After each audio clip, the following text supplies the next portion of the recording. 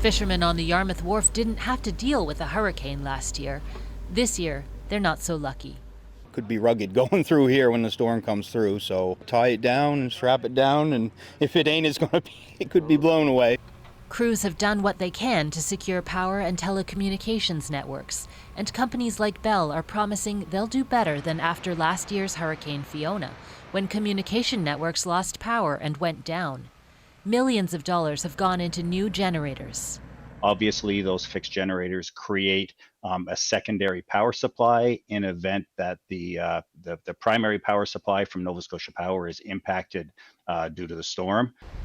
Lee is expected to hit with less intensity than Fiona, which tore through the region almost a year ago, destroying roads and washing homes right into the ocean. The one thing that is a little bit different between the two storms is that this part of Nova Scotia was largely spared by the worst impacts of Fiona. So they're going to see something that they haven't necessarily seen in a little while. Lee is Atlantic Canada's first major storm of the season, which the National Oceanic and Atmospheric Administration now says could be above normal, in part due to record warm temperatures in the Atlantic.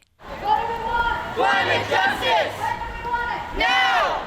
It was all on the minds of people at this climate rally in Halifax, pushing for action after a summer of disasters in Nova Scotia.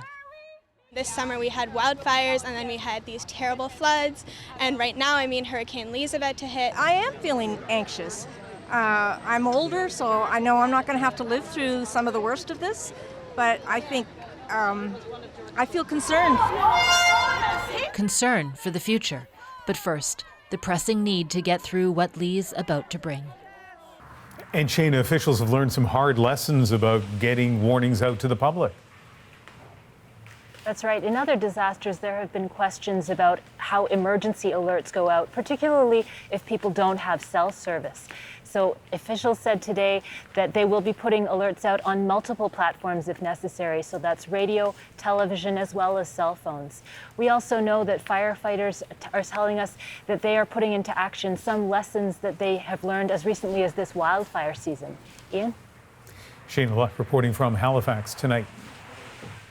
Let's go to New Brunswick, also in Lee's path, and Alison Northcott is in St. John. What are the main concerns there tonight, Alison?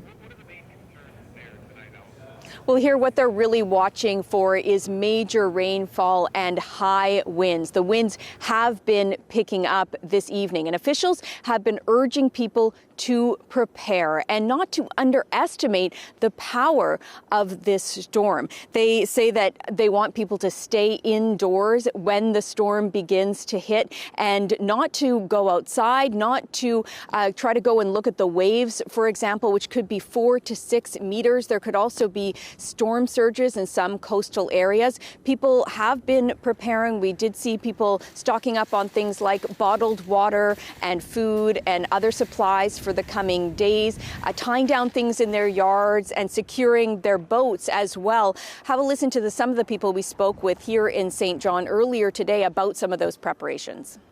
The ground's saturated. I know I'm going to have trees come down, but it is what it is. We'll have a mess to clean up, and not the first time, won't be the last. I've done the best I could to prepare for it, so we hope and pray that our preparations were enough to get us through, and as long as nobody's hurt, then in the end it's okay.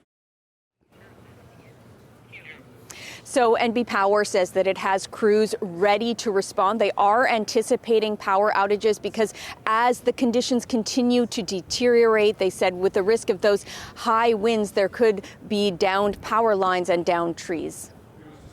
All right, Alison Northcott reporting tonight from St. John, New Brunswick. And meteorologist Ryan Snodden is in Halifax tracking Lee's path. And Ryan, as we get closer to landfall, we get a clearer sense of when and where that's going to happen. Absolutely, Ian. But, the initial rain bands well ahead of Lee already rolling in. This is such a big system.